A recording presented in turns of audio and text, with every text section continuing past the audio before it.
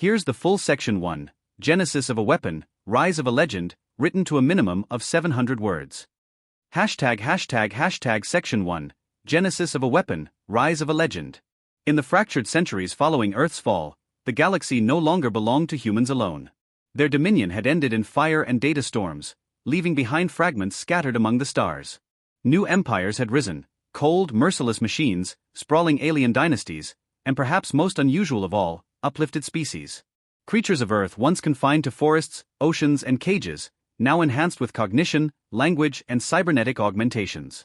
Among them, only one would become legend, a monkey named Brack, and the warhammer he wielded. Brack was born not into freedom, but into steel.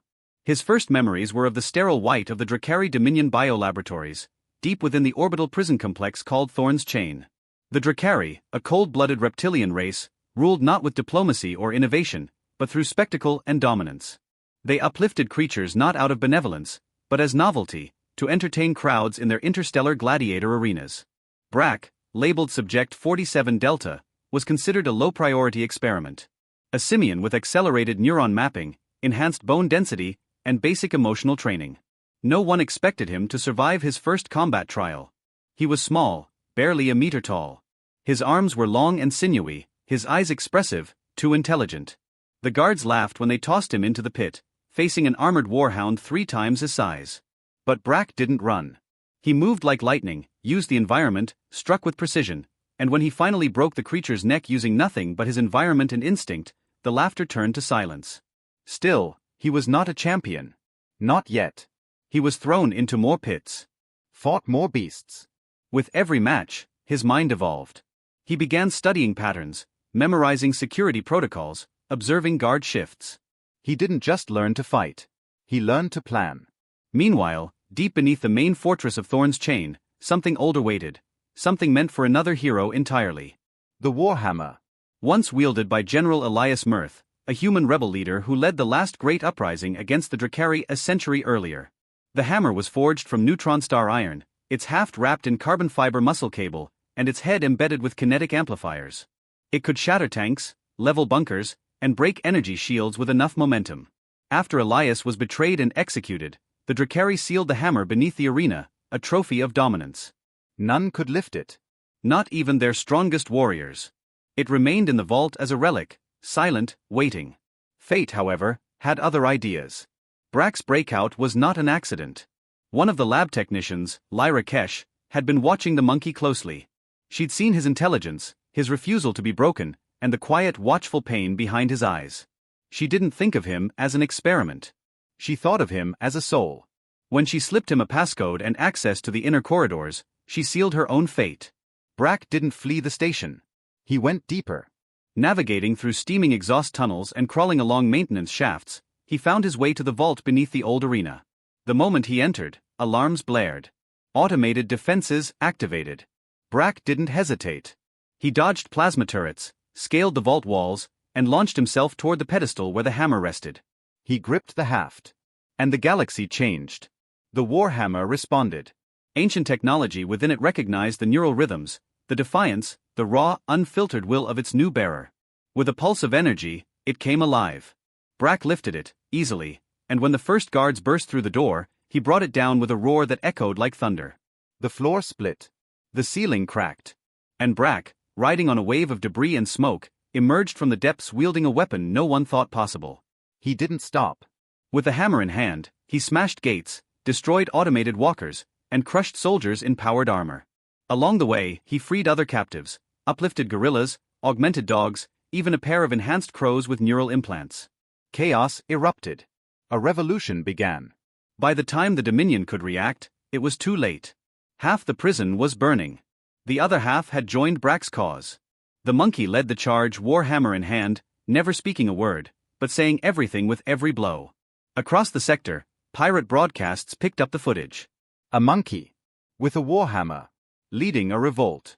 Some laughed. Others watched in silence. Somewhere in the outer rim, a human exile whispered, "He's doing it. One of them is doing it." And so the legend began, not with prophecy, not with grandeur, but with a monkey who refused to die, a weapon that refused to forget, and a system that underestimated them both. The monkey had a name now. Brack. and the stars would never forget it. Let me know when you're ready for Section 2, or if you'd like this expanded into a full novel chapter. Here is Section 2, War Across the Void, written to a minimum of 700 words. #### Section 2, War Across the Void. Brack's escape from Thorn's chain was not just a jailbreak, it was a declaration. The galaxy didn't know it yet, but the spark had been lit. And in the vast frozen dark of space, sparks could grow into wildfires. At first, no one believed the reports. A monkey leading a rebellion? A Warhammer breaking containment armor? Dominion officials dismissed the story as a fabrication, a propaganda stunt by minor resistance cells. But then Thorn's chain went dark. Thousands of prisoners vanished. The orbital fortress shattered into drifting ruins. Surveillance footage showed the impossible, an uplifted simian wielding a glowing hammer, leading an army of liberated creatures through fire and steel. The Drakari underestimated him. Again. Brack and his growing army hijacked a cargo freighter and jump system, using old smuggler routes and asteroid tunnels to avoid detection. In the depths of space, they regrouped. The freed prisoners, many of them enhanced beings like Brack, pledged themselves to him. Not out of loyalty to his words, for Brack rarely spoke, but because he embodied something they had never seen before, hope made flesh, forged in rage and tempered by silence. What had begun as a breakout became a crusade. Brack's rebellion spread like a virus, swift, adaptive, and impossible to contain. He struck mining colonies, liberating enslaved workers and redirecting raw materials to forge weapons and armor. He raided Drakari convoys, repurposing their tech into war machines. His forces didn't resemble a formal army, they were too wild, too primal. Yet they won. Again and again. Because Brack didn't fight like a tactician.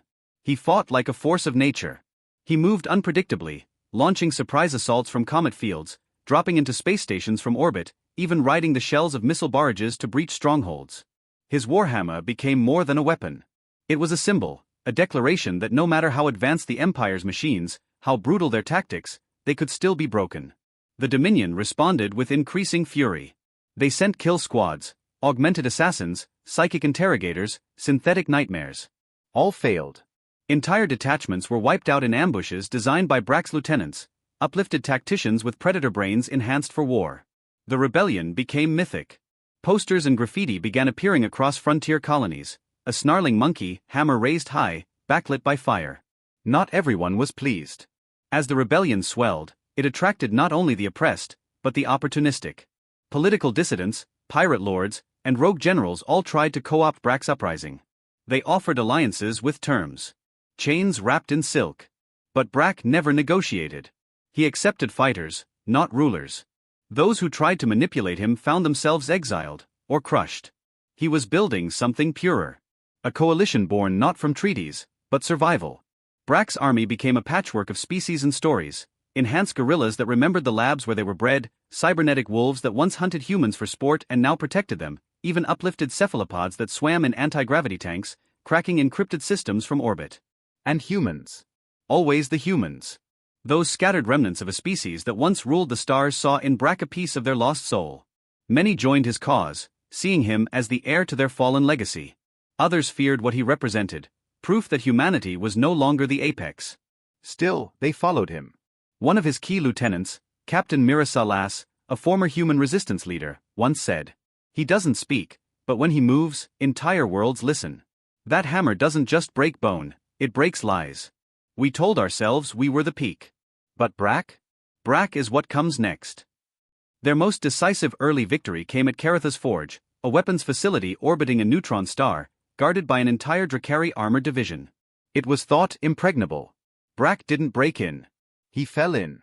He used captured drop pods to launch himself and a team of berserker apes into the heart of the station at terminal velocity, riding shockwaves through magnetic shields. Chaos erupted inside. While his allies sabotaged reactor coils, Brack charged through the corridors, his hammer a blur of motion. The final blow came when he leapt onto the Drakari command walker, tore open its canopy, and brought the hammer down on its power core. The explosion vaporized half the station, but Caratha's Forge fell. Losses were high. Good people, uplifted and human alike, died. Brack stood among the wreckage, scorched, bleeding, holding his hammer. He said nothing. He only looked up at the stars, his gaze hard, defiant. The message was clear: no fortress was safe. No empire untouchable. The Drakari began to panic. Their propaganda machine shifted tactics. They stopped mocking Brack and started fearing him. They labeled him the Primal King, called his army a plague. Religious sects claimed he was a god reborn from the ashes of Earth's fall. Others whispered he was the spirit of rebellion itself, given flesh and fury. And still Brack marched. Across the void, star by star, the monkey with the Warhammer became a legend not just of resistance, but of vengeance. Of the broken rising. Of evolution refusing to be leashed. But deep within the rebellion's growing mass, forces stirred, jealous minds, power-hungry hands, voices that whispered, the monkey is a weapon, not a leader. And in the shadows, betrayal began to take root. Let me know when you're ready for Section 3, The Betrayal and the Breaking, or if you'd like the full story written chapter by chapter. Here is Section 3, The Betrayal and the Breaking, written to a minimum of 700 words. #### Section 3, The Betrayal and the Breaking. Victory breeds danger, not from enemies, but from within. As Brack's rebellion spread across the stars, it stopped being a war of liberation and began to resemble something else, a revolution becoming an empire. Brack did not care for power. He slept on hangar floors, ate the same nutrient paste as his fighters, and spoke only through action. His hammer remained his only throne, his silence the only decree. But others around him began to speak in his name, louder with sharper edges. The rebellion had grown too large, too fast. No longer a band of escapees, it was now a coalition of species, interests, and political agendas. Within Brack's inner circle, tensions simmered. His lieutenants, once united by fire and survival, now clashed in shadowed rooms and encrypted calls. The Council of the Freed, formed to advise him, fractured between idealists, pragmatists, and opportunists. Among the most vocal was General Sarvek, an uplifted lion whose pride in leadership bordered on arrogance. He had led the campaigns across the Veskian belt, earning praise and territory, but Brack's refusal to declare himself as more than a warrior gnawed at Sarvek's ambitions. "We are building a civilization," Sarvek growled in one council session. "But we are led by a beast who won't even speak. The galaxy needs more than a symbol. It needs a ruler." Mira Salas, Brack's most trusted human commander, countered sharply, "He's the only reason we're still alive. He doesn't lead with words. He leads with courage. Try following that for once." Brack said nothing. He simply stood, hammer across his back, and walked out of the chamber. But even silence cannot prevent betrayal. The cracks widened. Some cells of the rebellion began accepting mercenary deals. Others raided neutral colonies for supplies. A few even brokered backroom truces with remnants of the Drakari Empire. The rebellion was losing its soul, corrupted not by defeat, but by success. Brack knew. He saw it in the eyes of his soldiers, some hardened, others hungry. The cause was slipping. He began taking fewer public appearances, acting more like a ghost than a general. Mira begged him to speak, to reclaim control. But Brack didn't know how to lead a government. He was a weapon, not a politician. Then came Ashtara Prime. A bastion world on the fringe of Dominion space, Ashtara Prime was vital. It held the largest weapons foundries in the sector, protected by orbital rings and deep shield generators. The council voted to attack. Brack hesitated, but was persuaded when Mira insisted the people there were desperate to be freed. It was a trap. As Brack's fleet emerged from warp, jamming fields locked them out of retreat. Automated defense arrays activated. The orbital rings fired before the first dropships even touched the surface. Half the fleet was incinerated in moments. Then came the real betrayal. Brack's flagship, the Silent Roar had been sabotaged. Its command systems disabled. Its shielding down. Someone on the council had leaked their approach vector, their codes and Brack's precise location. And when the Dominion strike cruisers boarded the ship, they didn't bring an army. They brought a containment team. This was never a battle. It was a capture. Brack fought, oh he fought. Even weakened, even unarmored, he brought down a dozen elite guards with his bare hands. But without his hammer, without his allies, even he could not overcome numbers and suppressor fields. He was chained, injected, and loaded into a quantum cell. Mira never made it off the planet. Her drop pod was shot down mid-fall. Sarvek vanished. Half the council disappeared within days. Brack awoke in a prison unlike any other, the Maw, a dimensional fold suspended in null space. Time did not flow naturally here. There was no sound. No escape. His captors weren't Drakari. They were something older, the Vikarim ***, a species of memory eaters employed by the Dominion for interrogations too dangerous for AI. Their goal was not to extract information. It was to erase him. Each day, if days even existed there, they bled pieces of his mind away. They played false memories. Tried to convince him he was never a warrior, never a rebel, only an animal born in a cage. The Vikarim were experts. Many had fallen before their illusions. But Brack was not many. Deep within, beneath layers of trauma and silence, burned something no memory parasite could touch: will. A primal fury. A refusal. And then, something responded. A signal. Weak, fragmented, but real. It was a digital whisper, bouncing through the cracks of nullspace. Unit Theta 4, an AI Brack had once freed during a raid on a Dominion research station, had never forgotten him. It had spent years seeking the hammer, scavenging warp anomalies, piecing together Brack's fate. Now it had found him. The hammer, separated from Brack since his capture, had been kept in an energy stasis vault. But Theta 4 hacked the vault's shielding and opened a microfold, a portal through which the hammer could reach its true wielder once more. Piece by piece, atom by atom, the Warhammer slipped through the seams of space. And one day, if days existed at all, Brack awoke to see it lying at his feet. The moment his fingers curled around the hilt, the maw trembled. The null space cracked. The Vikarim screamed in agony as reality twisted. Brack stood flesh raw, mind scarred but whole. And he did what he had always done. He broke free. He didn't speak. He didn't announce his return. But all across the sector, sensors picked up a single seismic burst. In a place where time held no meaning, a thunderclap echoed. The monkey was back. And this time, he was alone. Let me know when you're ready for Section 4, the final war of the hammer, or if you'd like a cover description, summary, or chapter version of any part.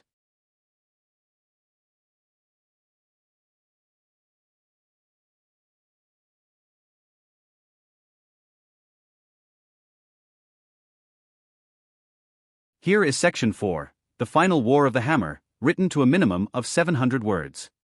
#### Section 4, the final war of the hammer. Years passed. The rebellion Brack once led had fractured. What remained were scattered alliances, warlord enclaves, and hushed stories of a warrior who vanished into myth. No one had seen him since the breach of the maw. Some believed he had died in that nullspace prison. Others whispered he had become something more, a ghost, a force, a spirit of vengeance that walked the edge of time. They were all wrong. Brack was alive. But he was no longer the same. He had emerged from the maw altered, not in body, but in presence. His silence was heavier. His gaze colder. And his hammer, once a weapon of resistance, now pulsed with an energy not entirely bound to this dimension. He wandered the broken edges of the galaxy, far from politics and flags. He helped where he could, fought when he must, and disappeared again before his name could be uttered. And then came the Voidborn. They didn't arrive with a declaration. They didn't come to conquer. They came to consume. No one knew what they were. AI? Aliens? Gods? Some theorized they were the result of runaway machine minds lost in deep time. Others believed they were entities from another universe. What was known as this: they descended upon systems like a black tide, unmanned, untouchable, unfathomable. Star after star went dark. Entire populations vanished in seconds. Space warped in their presence. Time fractured. Communications failed. Empires that once warred with each other suddenly begged for unity. The Drakari, the Republic of Man, the uplifted federations, all turned their eyes to the void and realized their weapons, their armies, their entire civilizations, meant nothing to what was coming. It was Mira Salas, alive after all, now a battle-scarred admiral of a rogue human fleet, who suggested the impossible. "Find him," she said. "Find Brack." Scouts were dispatched. Some never returned. Others brought stories from asteroid belts and forgotten moons, of a monkey with glowing eyes smashing pirate fleets with a single blow, of a hammer that left trails of quantum distortion, of a figure who never spoke, but always watched. Eventually, they found him. Brack was meditating atop the corpse of a void beast, an abomination the size of a cruiser, its limbs half data, half flesh. The monkey sat cross-legged in its broken skull, hammer across his knees, as if waiting. He didn't ask why they had come. He didn't need to. When he stood, the stars seemed to dim around him. And when he walked toward the fleet, the soldiers, veterans from every corner of the galaxy, fell silent. They didn't salute. They didn't cheer. They knelt. The final war began not with trumpets, but with thunder. Brack led the charge at Erebus Rift, where the Voidborn first entered known space. His army, a coalition of species and sentient machines, moved like a single organism. No more factions. No more titles. Just survivors standing against extinction. The Voidborn were unlike anything faced before. They twisted time around themselves, making bullets arrive before they were fired. Their ships moved without propulsion, skipping between realities. But Brack was more than flesh now. Whatever had happened in the Maw, whatever the hammer had become, it allowed him to fight them, not with brute strength alone, but with some deep primal resonance that disrupted the Voidborn's field. When Brack struck, their shields collapsed. When he roared, their psionic networks fractured. And when he bled, because he did bleed always, reality bent with him. Battle after battle, the war dragged on. Systems died. Friends fell. Mira lost her fleet above Telharn 9. Sarvek, returned from hiding, sacrificed himself holding a gate long enough for Brack's ground forces to breach the core of the enemy spire. Finally, they reached the heart of the invasion, the Oblivion Engine. A monstrous sphere suspended in folded dimensions, feeding on the energy of dying stars. The Voidborn did not speak. They didn't negotiate. They simply opened a maw of pure entropy and prepared to consume all of creation. Brack walked alone into the engine's breach. His army held the line, knowing none could follow. He moved through layers of reality like water, the hammer vibrating louder than ever before. No longer just metal, but a beacon of defiance woven through quantum space. Inside, he faced the void mind, a gestalt consciousness that had consumed trillions of thoughts. It didn't attack. It simply reached toward him, offering unity. Peace. The end of pain. Brack responded with a single strike. The hammer hit the core of the Oblivion Engine and shattered the laws of causality. A ripple of impossible force exploded outward, collapsing timelines and burning away the invading entities. Across space, fleets watched as the Voidborn screamed and vanished, their ships folding in on themselves like dying stars. The engine ruptured. The gateway closed. And Brack was gone. No body was found. No trace. Only the hammer, embedded in the heart of the dying rift, glowing faintly, humming with the pulse of a warrior who had never needed words. Centuries passed.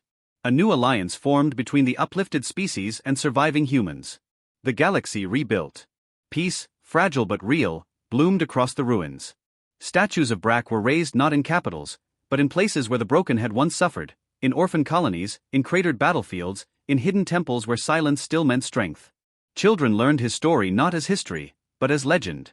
And deep in the cold dark between systems, travelers sometimes say they hear a distant sound. A deep, echoing boom, like a warhammer striking against the bones of time. Brack may be gone. But the hammer is still falling. Let me know if you'd like the full 4-part story assembled into a single narrative, turned into a book format, or expanded with chapters or a prologue/epilogue.